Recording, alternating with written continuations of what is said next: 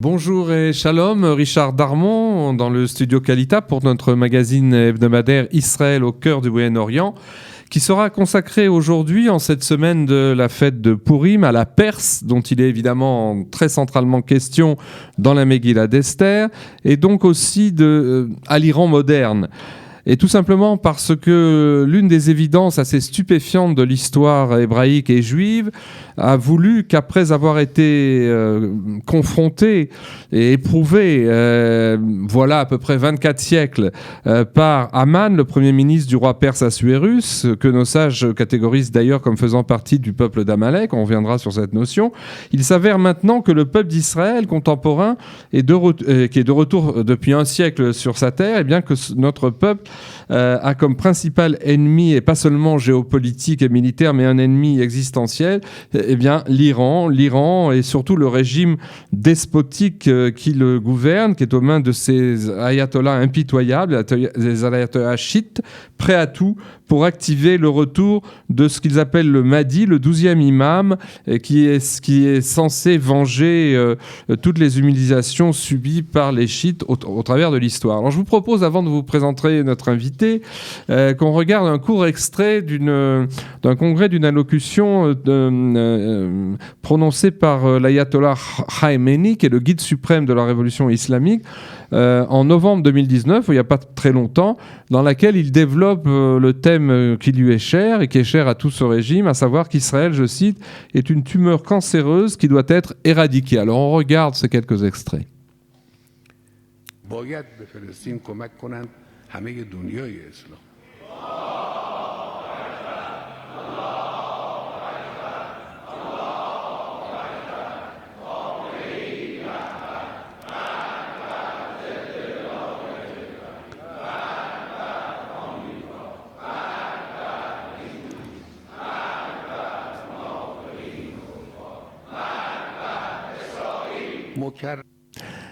Voilà, c'est un court extrait, on a envie d'en voir plus, mais on ne peut pas aller plus loin. Alors, pour parler de tout cela et ce thème d'Amalek avec nous aujourd'hui dans le studio, le Rav Chaim Dinovitch. Rav Dinovitch, après avoir enseigné la Torah en France et en Belgique, vous êtes venu vous installer en Israël, voilà une trentaine d'années avec votre famille. À Jérusalem, où vous habitez, vous avez créé un cercle d'études, d'abord en français, puis à présent en hébreu, dans le quartier de Bakat Alpiot. Je rappelle aussi que vous êtes aujourd'hui principalement connu sur les réseaux sociaux et plus particulièrement sur la toile Internet où, voilà une dizaine d'années, vous avez créé un site de cours et d'analyse intitulé ravdinovitch.tv qui bat toujours des records de fréquentation dans le monde juif francophone avec des élèves en Israël, en France, en Europe et même aux quatre coins de la Terre que vous rencontrez lors de séminaires organisés notamment en France. Alors, puisque notre sujet c'est justement Purim, est-ce que dans une analyse que j'ai ici sous les yeux, que vous aviez écrite et publiée il y a quelque temps déjà, vous expliquez qu'on ne peut comprendre Amalek, qui est aussi appelé en hébreu Reshit Amim, tête des nations, tout comme Israël d'ailleurs, on ne peut le comprendre et comprendre sa psychologie et ses motivations et son adversité finalement farouche contre Israël que si l'on fouille, à condition de fouiller et de décrypter ce que vous appelez l'origine du retour. C'est-à-dire qu'il y a quelque chose, Israël a affaire au retour et paradoxalement, cet Amalek-là, en tout cas l'Amalek perse et iranien, il a aussi affaire au retour. Bon, alors, il y a effectivement, cher ami, tellement de choses à dire sur l'Amalek biblique et sur l'Amalek contemporain. En passant, on va en parler aussi par l'Allemagne nazie et aujourd'hui l'Iran. Mais effectivement, on voit dans la Torah que Amalek ne s'attaque pas aux Juifs en tant que tels, mais il s'attaque à la nation d'Israël. Dès que nous sortons d'Égypte, et que nous sommes dans une situation de non-retour par rapport à l'Égypte et l'esclavage, on vient de traverser la mer, 3 jours après, Amalek nous attaque. Et nos maîtres expliquent que l'idéologie d'Amalek n'est pas une idéologie anti-juive, mais une idéologie anti-nation d'Israël. Il peut accepter que les Juifs soient des citoyens partout dans le monde, ayant une religion qui peut être différente de ceux de la nation qui les accueillent, exactement comme aujourd'hui en France, il y a des Français musulmans, il y a des Français protestants, des Français évangélistes, des Français catholiques, des Français laïcs, des Français juifs. Ça, c'est la théorie d'Amalek, parce que Amalek voit, on pourrait dire, l'attachement à Dieu comme une religion, mais non comme une nationalité. Le peuple juif est différent de tous les autres et de toutes les autres nations, en ce sens que même si chez nous, ça s'est beaucoup perdu à cause de l'exil, mais chez nous, il n'y a pas de religion. Il y a une nationalité qui a deux aspects, l'aspect, on pourrait dire terrestre, et l'aspect spirituel. Exactement comme dans un être humain, il y a le corps, il y a l'âme, qui sont indissociables, sinon on meurt. Et toute l'idéologie d'Amalek, c'est le refus d'une nationalité fondée sur une dimension qui soit spirituelle aussi. La preuve, la religion chrétienne s'étend sur des centaines de nationalités. La religion musulmane s'étend sur des centaines de nationalités, puisqu'il y a des Asiatiques musulmans, il y a des Français musulmans, il y a des Américains musulmans, il y a les chiites, il y a les sunnites, etc. Donc nous sommes le seul peuple sur terre qui dit que notre relation à Dieu passe aussi par une expression nationale, une identité nationale, et ça c'est le grand combat d'Amalek. Alors, en fait, dans l'histoire biblique hébraïque, puis juive, je fais la distinction parce que le terme juif, en fait, qui est employé, Yehudi, qualificatif à Mordechai Yehudi, à Yehudi, est employé pour la première fois. Quand on est en galoute. Oui, dans l'exil. Et donc, il y a une distinction entre l'histoire biblique hébraïque et l'histoire juive. Il y a en fait deux Amalek. Il y a l'Amalek dont vous venez de parler, qui est celui qui nous attaque à la sortie d'Égypte, à peine une fois traversé la mer Rouge, quelques jours après. Et puis, il y a un Amalek, c'est celui de la Megillah, qui intervient quelques siècles après. Et donc, il y a déjà deux niveaux, on pourrait dire, de l'intervention d'Amalek. Oui, parce que il faut aussi se rappeler, d'abord, quelque chose de très, très, très important, c'est que Aman, qui n'était pas du tout un Perse, Aman était un Amalécite.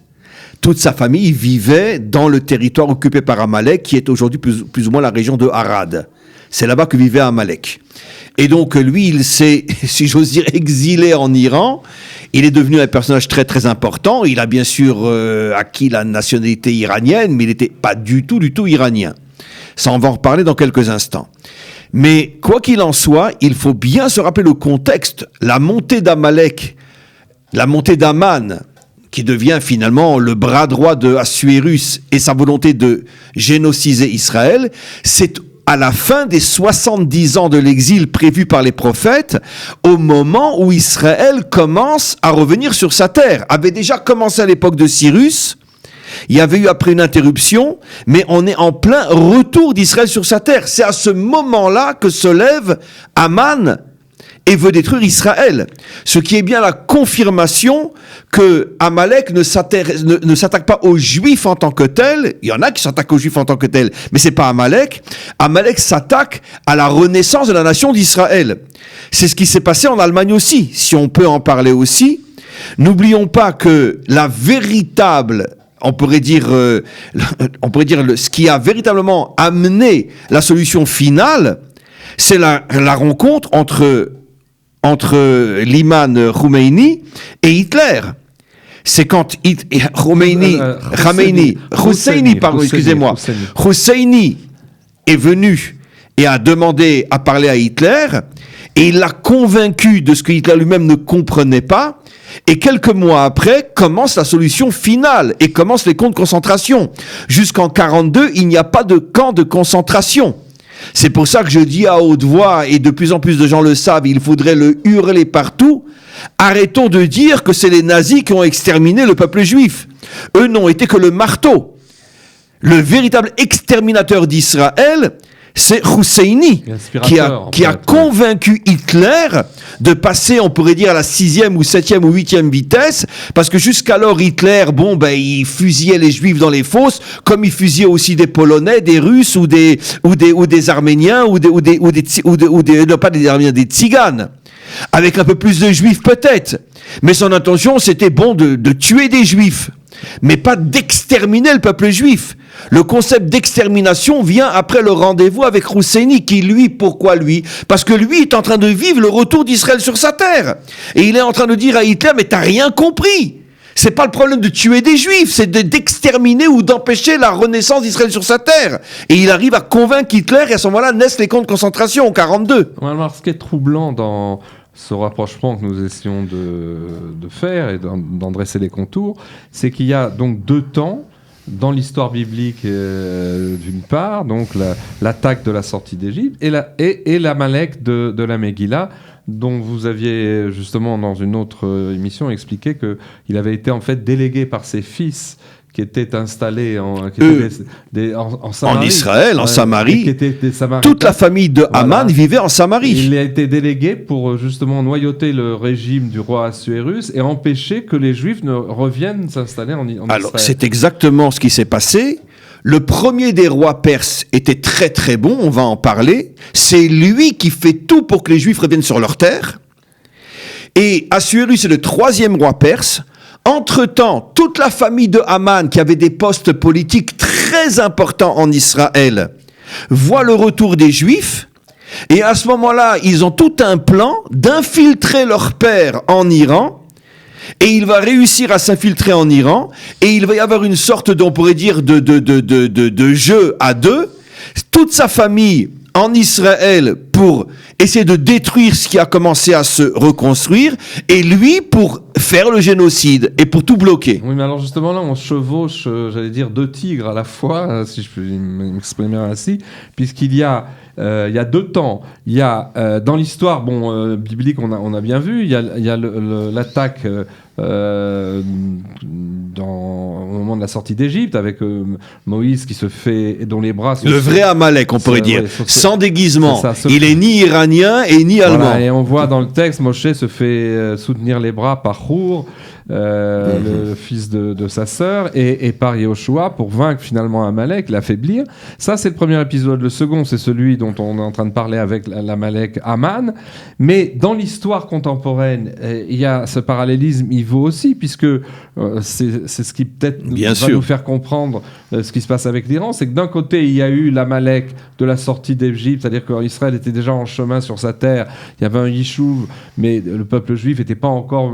non, il allait vers sa terre. Il allait vers sa terre, il était en chemin, Derer, donc premier temps, et c'est à ce moment-là le Hitler et ses sbires qui s'en occupent. Et puis, il y a un deuxième temps, une fois Israël de retour sur sa terre. C'est les Iraniens qui reviennent. Voilà, donc il y a quand même un parallèle assez troublant. Alors, je vais vous expliquer. En vérité, la Torah ne dit jamais « tu détruiras Amalek ».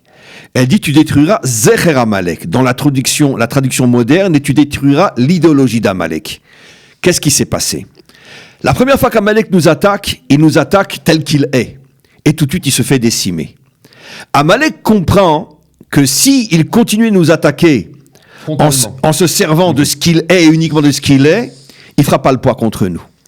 À ce moment-là, il met tout au point un zecher, toute une idéologie de s'infiltrer à l'intérieur des grandes puissances qui vont être essentiellement, à l'époque moderne, l'Iran et les Allemands, et d'utiliser ces grandes puissances qui sont, si j'ose dire, quantitativement parlant, beaucoup puissants que les Juifs, finalement d'infiltrer l'idéologie amalécite à l'intérieur de grandes puissances, en se disant, moi, quand je suis venu tout seul, je me suis fait décimer, à l'époque de Yehoshua, comme on le voit, donc je vais maintenant convaincre de grandes puissances d'intégrer mon idéologie et d'empêcher la naissance de la nation d'Israël. Et il a réussi avec les Perses et avec les Allemands. Mais c'est intéressant au niveau historique, et ça a été fait dans des études et dans des analyses, les synergies qui existent entre l'Iran, y compris dès le 19e siècle,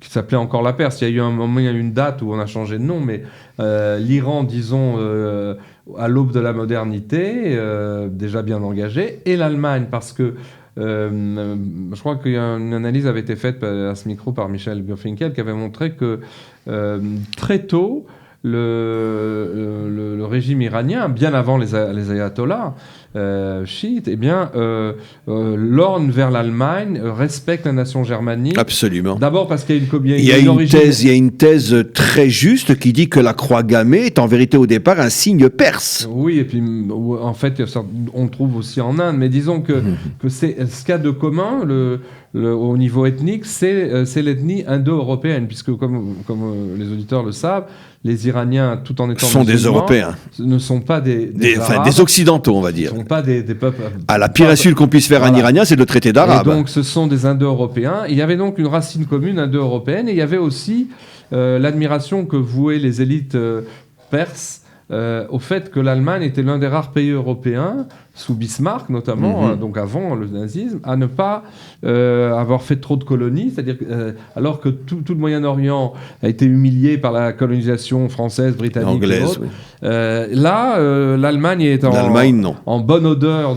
L'Allemagne n'a jamais eu comme projet de s'étendre à l'extérieur de l'Europe, elle a toujours voulu dominer l'Europe. Voilà, et donc les Iraniens, enfin les Perses puis les Iraniens, ont une espèce d'attirance vis-à-vis de la j'allais dire, de la forme politique de l'Allemagne. Et ça va s'accélérer, évidemment, avec la montée des nazis. On verra qu'en retour, aujourd'hui, il y a aussi tout comme dans certains pays arabes, cette fois du Moyen-Orient, des nazis ont trouvé refuge. Il y a aussi, après la guerre, il y a beaucoup d'inspirateurs du régime iranien qui viennent de là. Mais c'est intéressant de voir que c'est aussi parce qu'il y a une autre origine ethnique, finalement, au peuple iranien. Il faut savoir qu'au départ, le journal de la révolution iranienne, donc chiite, se trouvait en Allemagne. Voilà. Vous le savez aussi bien que moi. Bien sûr. Pendant des années et des années, quand le régime ayatollah n'était bien sûr poursuivi par le Shah, etc., où, on peut dire, le noyau révolutionnaire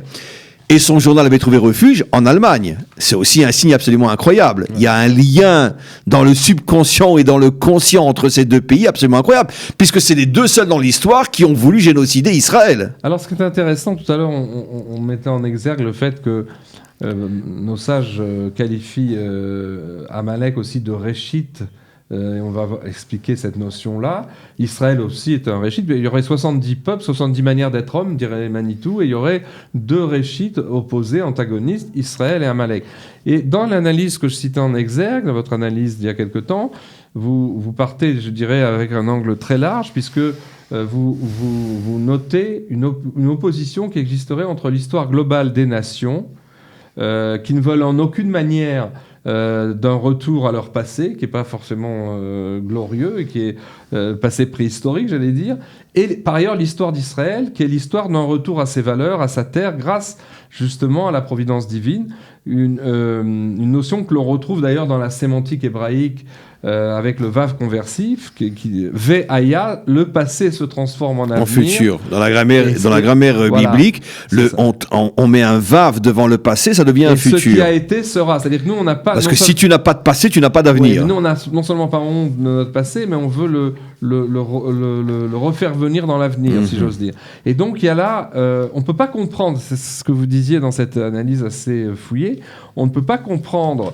ce qu'est Amalek si on ne fait pas cette analyse globale par rapport aux nations. Alors comment ça joue Amalek par rapport aux nations? Qu'est-ce que ça veut dire aussi Réchite Eh bien, tout simplement parce que n'oublions pas que d'après la lecture biblique, Amalek est de la famille des fondateurs d'Israël. Amalek est le petit-fils de Esav. C'est l'arrière-petit-fils de Yitzhak. On a des textes qui disent que Amalek jouait sur les genoux de Yitzhak. Yitzhak a vécu 180 années. Donc, il a eu le temps de connaître Amalek. Amalek a grandi dans la famille fondatrice d'Israël. Je vais donner un autre exemple, bien que ça n'a rien à voir avec Amalek, mais l'exemple est juste. Et n'oublions pas que, avec toutes les nuances possibles, le monde chrétien s'est fait appeler le nouvel Israël. Ça veut dire qu'il pense être finalement de notre même origine.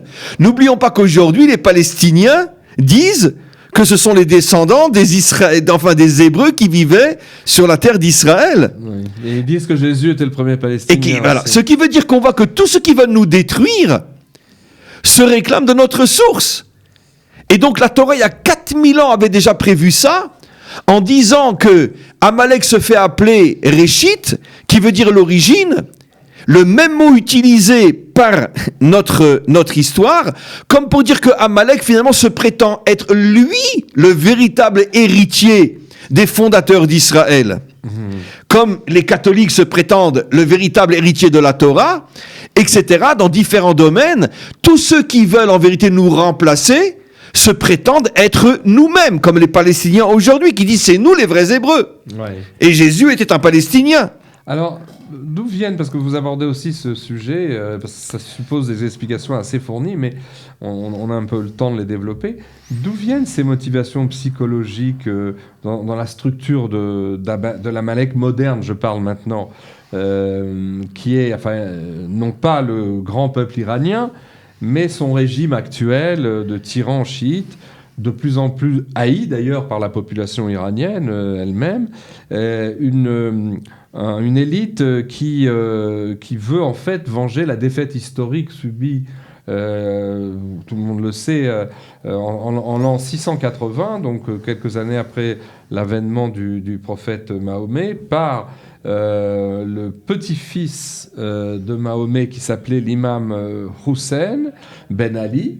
C'était un Hussein, comme par hasard. Hussein Ben Ali, en 680, dans un endroit qui s'appelle la Karbala, c'est à 100 km au sud de Bagdad en Irak. Et là, il y a les califes, c'est-à-dire la branche qui va être la branche sunnite. De l'islam, qui écrase la branche chiite. Ce qui va devenir la branche chiite. En vérité, les chiites ont un lien, on pourrait dire ADNique, biologique avec Mahomet, alors que les sunnites ont un lien uniquement, on pourrait dire, au niveau de la transmission de la pensée, mais pas biologique, c'est pas de la famille. Et donc, eux, même s'ils sont très minoritaires, aujourd'hui, les chiites dans le monde représentent 15% des musulmans, et encore, au Moyen-Orient un peu plus, parce qu'il y a 85 millions d'Iraniens, la majorité écrasante chiite, et puis au Liban et ailleurs, et en Syrie. Mais disons qu'au Moyen-Orient, les chiites, c'est à peu près 20-25%, mais dans le monde entier, c'est moins de 15%. Et cette minorité de l'islam va, car elle a été pas seulement battue sur le terrain à la Karbala en 680, mais elle va être aussi ostracisée, martyrisée par les califes, et il va y avoir un vécu très très difficile de la minorité chiite qui aujourd'hui, se réincarnant dans le régime iranien, veut prendre sa revanche, c'est clair. De toute façon, le discours officiel, c'est la haine des juifs, mais en vérité, si on mettait devant un chiite, surtout ceux qui sont au pouvoir, un juif et un sunnite avec un revolver et une seule balle, je vous garantis qu'ils tirent sur le sunnite, pas sur le juif. Ça, c'est évident. Ils haïssent beaucoup plus les sunnites qu'ils haïssent les juifs. Mais là aussi, on a donc j'allais dire un compte à rebours de l'histoire, ou un règlement de compte qui est d'ailleurs très prégnant au niveau géopolitique, puisque les pays qui redoutent le plus que l'Iran se dote de l'arme nucléaire, c'est l'Arabie Saoudite. C'est les sunnites. C'est pour ça qu'ils s'allient plus ou moins officiellement aujourd'hui avec Israël, parce qu'ils savent que seul Israël peut les protéger de l'Iran.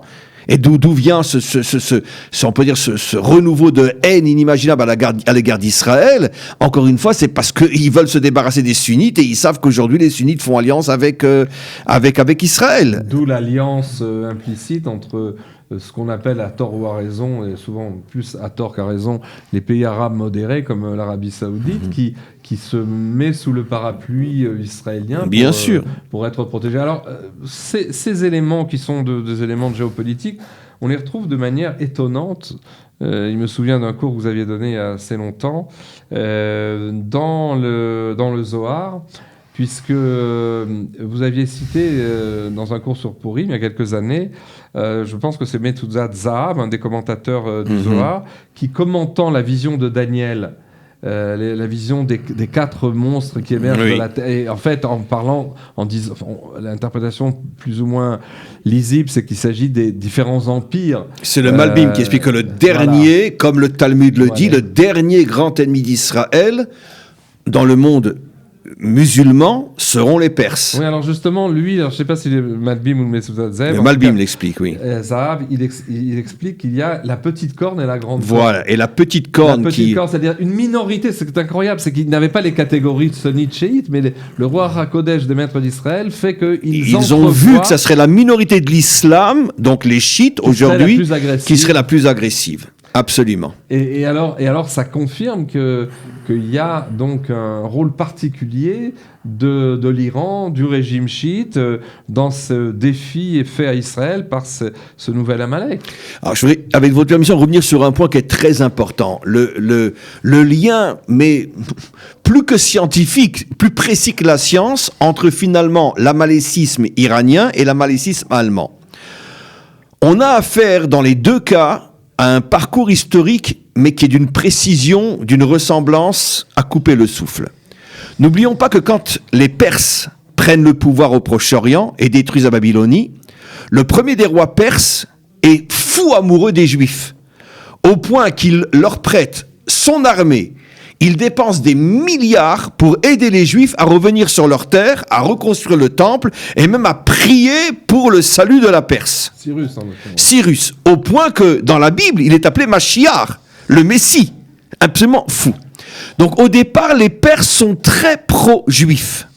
Je vous signale, malheureusement la Shoah nous l'a fait oublier, mais le premier pays d'Europe, fin du 19e siècle, qui va ouvrir ses portes aux Juifs, qui va enlever officiellement la haine du Juif, qui va accepter les Juifs dans les universités, qui va leur donner la possibilité de monter, au point que avant l'ascension de Hitler, on dit c'est vrai ou pas, mais en tout cas c'est sûr qu'il y a quelque chose de vrai là-dedans. Un avocat sur deux était juif à Berlin. Le premier pays d'Europe qui va ouvrir ses portes et peut-être même son cœur aux Juifs, c'est l'Allemagne. Donc un point commun avec l'Iran.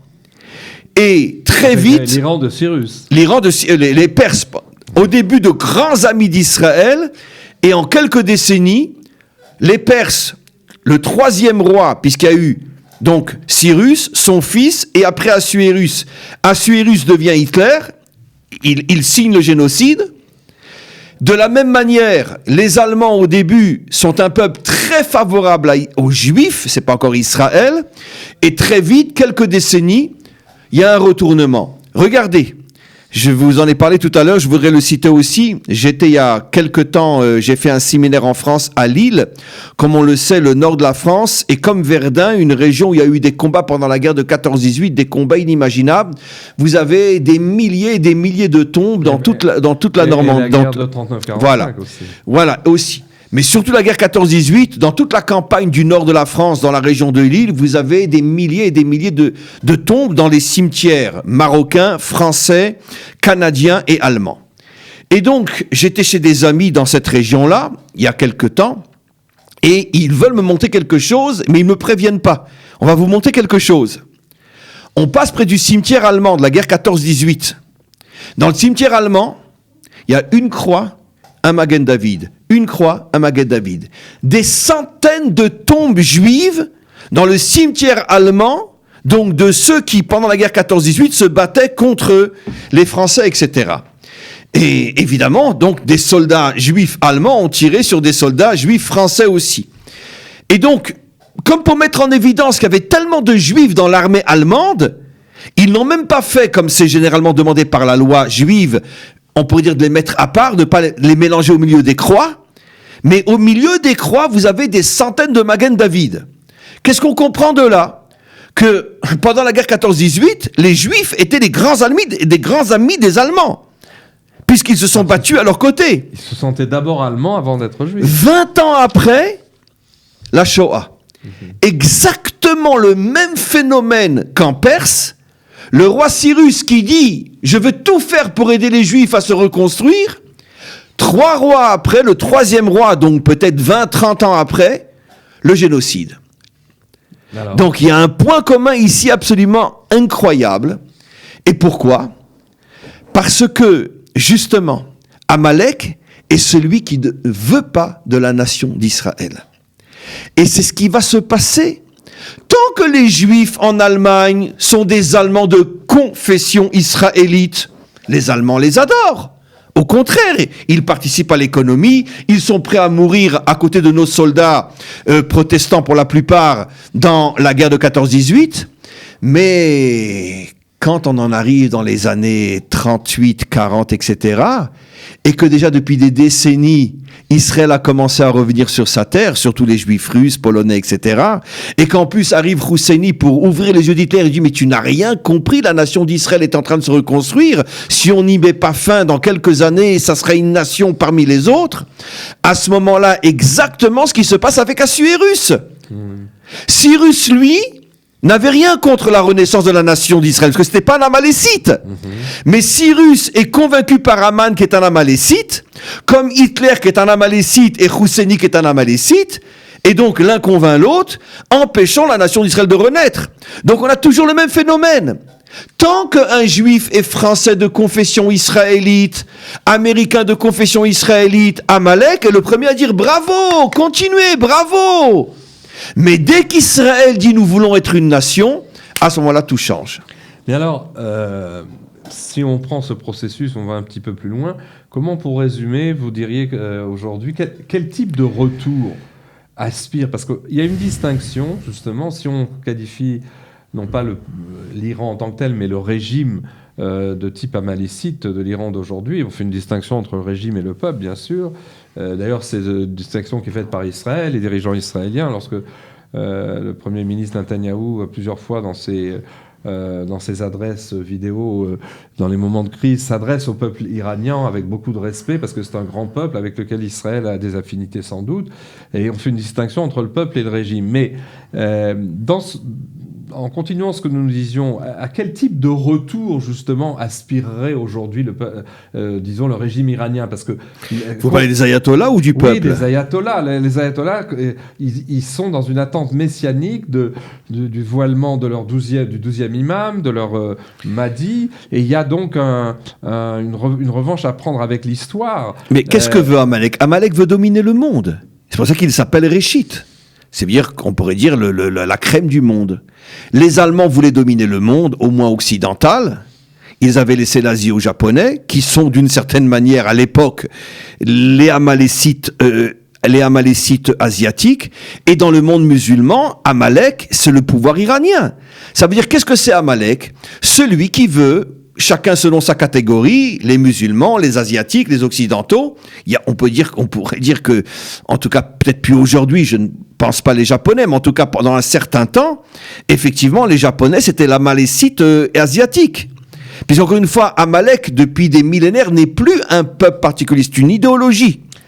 Ce que vous dites est d'autant plus fondé que ça me remet en tête une des phrases par lesquelles concluait l'avant-dernier président iranien, Ahmadinejad, dont on avait fait remarquer que dans son nom, il y avait à la fois Aman et le djihad dans les lettres du nom hébraïque.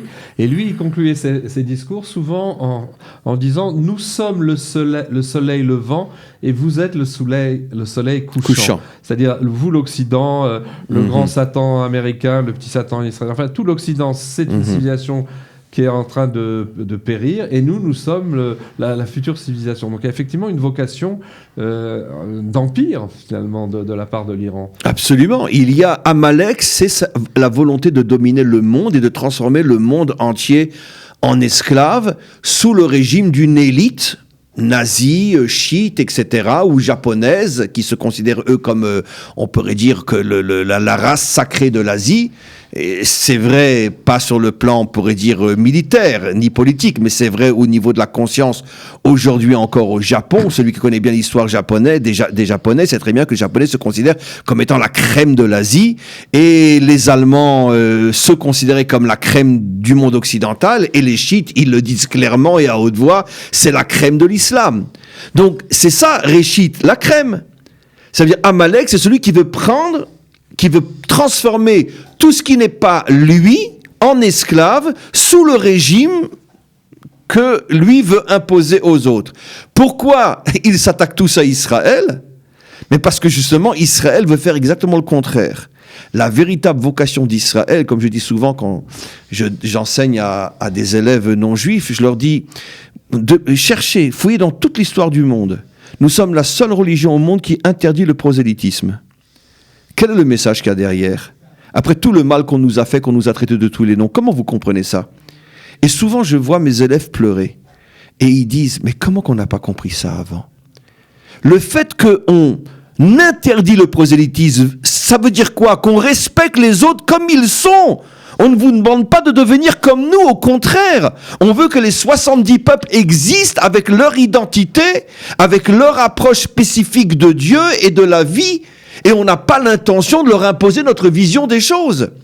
Ça veut dire que Amalek sait que tant qu'Israël sera sur terre, il ne pourra jamais réaliser son plan de transformer l'humanité tout entière en esclave sous un régime unique du tout le monde pareil. Puisque nous, on ne veut pas du tout le monde pareil. On veut que les Français soient Français, que les Belges soient Belges, et on ne demande pas aux Français d'être Juifs ou Israéliens. On l'aime et on le respecte tel qu'il est. Alors, dans cette analyse, j'insiste, j'ai d'ailleurs en cité un extrait. Vous évoquez l'obsession des dirigeants iraniens actuels à posséder des armes atomiques, qui s'explique d'ailleurs sur le plan géopolitique de manière très claire, parce que quand on a des volontés hégémoniques à l'échelle d'une région, il faut se donner les moyens de sa politique. Et je dirais en surplus que ce qui est inquiétant, c'est que si les dirigeants iraniens se dotent de l'arme nucléaire, c'est pour s'en servir. C'est pas du tout pour faire un bras de fer. L'extrémisme chiite prévoit même une autodestruction en détruisant le monde et une renaissance après que des chiites. Mais alors dans cette analyse, je vais en citer quelques lignes. Vous évoquez cette obsession des dirigeants iraniens à posséder des armes atomiques. Vous l'expliquez par une sorte de pulsion destructrice de retour vers le néant et l'anéantissement. Je vous cite parce que c'est assez intéressant. Dans la conclusion de cette étude, vous disiez, sous le paragraphe « Le retour d'Israël », notre lutte contre Amalek se situe donc sur tous les points du retour. Le retour vers la terre, le retour vers la Torah et donc le retour vers Dieu. Plus nous serons la génération du retour et plus nous anéantirons les forces d'Amalek. Il est intéressant de remarquer, dites-vous, que la découverte de l'atome est le retour de l'homme vers l'origine première de la matière. Donc, c'est-à-dire... Vers le Réchit. Voilà, il est donc évident que seul un juif, Einstein, pouvait ramener le monde à l'origine première, puisque Israël est le peuple du retour. Cependant, Amalek, qui vit dans l'illusion d'un retour, revient vers l'atome, c'est-à-dire l'Amalek chiite iranien, mais pour détruire, revient vers l'atome pour semer la destruction et la mort. La bombe iranienne est bien la preuve que cette civilisation retourne vers le néant, et c'est pour cette raison qu'elle s'attaque à Israël, seul peuple dont le passé est le rêve de son avenir. Vous savez très bien qu'il y a une fête chiite que le monde entier connaît, où ils prennent des sabres et des couteaux et ils se coupent le visage, ils saignent à sang, etc. Et qu'est-ce que c'est cette fête ? C'est la commémoration de la défaite de 680. Donc de cette Karbala dont on parlait tout à l'heure. C'est-à-dire ils ont un compte à régler avec l'histoire qui est terrible. Mais le problème, c'est qu'ils ne prennent pas des unités et ils tapent dessus, ils se tapent sur eux-mêmes, ils se font saigner même sur leurs enfants. On voit dans des films des pères qui tiennent des gosses de 6-7 ans et qui leur font des entailles dans le visage. Et alors donc, ça veut dire qu'il y a une pulsion autodestructrice ? Mais c'est ça, Amalek. Amalek, c'est pas seulement qu'il veut détruire. Il est prêt pour détruire à se détruire lui-même. C'est le Rachid qui dit qu'il est prêt à sauter la bouillante en sautant dans la marmite. Rachid l'a dit il y a 1000 ans. Pour la refroidir. Il est prêt à mourir pour tuer Israël. Et d'ailleurs, c'est ce qui s'est passé aussi pendant la Deuxième Guerre mondiale. Alors que les officiers allemands suppliaient Hitler de lui fournir des trains pendant l'hiver parce que les Allemands mouraient de froid et mouraient congelés en Russie, d'amener des camions, d'amener des trains. Et qu'est-ce qu'Hitler a répondu ? Non, j'ai besoin des transports pour continuer à amener les Juifs à Auschwitz. Et d'ailleurs, il n'y en a jamais eu autant qui ont été déportés qu'en 1944, au moment où les armées allemandes avaient le plus besoin de transports, surtout en Russie. Ça veut dire que Hitler a sacrifié des centaines de milliers de soldats allemands pour pouvoir tuer encore un Juif. Alors, pour conclure, on a lu avant cette fête de Purim, le Shabbat Zachor, on a lu cet exergue, justement ce verset de Shemot qui engage Israël à ne pas oublier et à se souvenir de la marque d'Amalek. En fait, il semblerait que dans les mitzvot qui sont décrites par le Rambam, par Maïmonide, Ilchot Melachim, il y a lorsque le peuple d'Israël est sur sa terre, revient sur sa terre, réacquiert son indépendance, a une armée, une société, etc., il lui faut donc défendre ses frontières, mais le verset dit que lorsque tu auras pu surmonter l'inimitié de tes ennemis aux frontières, eh ben, tu auras encore une guerre à faire. C'est la guerre contre l'Amalek, qui est la dernière grande guerre, mais qui est, on a l'impression que c'est plus géopolitique, c'est quelque chose dans l'ordre des valeurs, ou pas? Oui, parce que encore une fois, et comme je l'ai dit, et je voudrais revenir sur cette notion, la guerre contre Amalek, c'est la suivante. Il y a une idéologie amalécite qui traverse l'histoire, qui veut détruire les nations, transformer l'humanité tout entière, ce qu'on appelle aujourd'hui la mondialisation, en esclave d'un régime unique et uniforme. À cette idéologie s'oppose depuis des millénaires le peuple juif qui, lui, dit qu'au contraire, le monde a besoin de nations différentes, ce que nous appelons, nous, les 70 nations, a besoin de visions différentes, de compréhensions différentes, de caractères différents. 70 manières d'être homme. Voilà, 70 manières d'être homme. Ce qui veut dire que le seul véritable ennemi d'Amalek, c'est ceux qui disent qu'au contraire, il ne faut pas détruire l'identité des nations. Il ne faut pas d'uniformité, mais d'unité. L'unité, c'est la réunion des contraires et non l'uniformité. Ouais, c'est cela.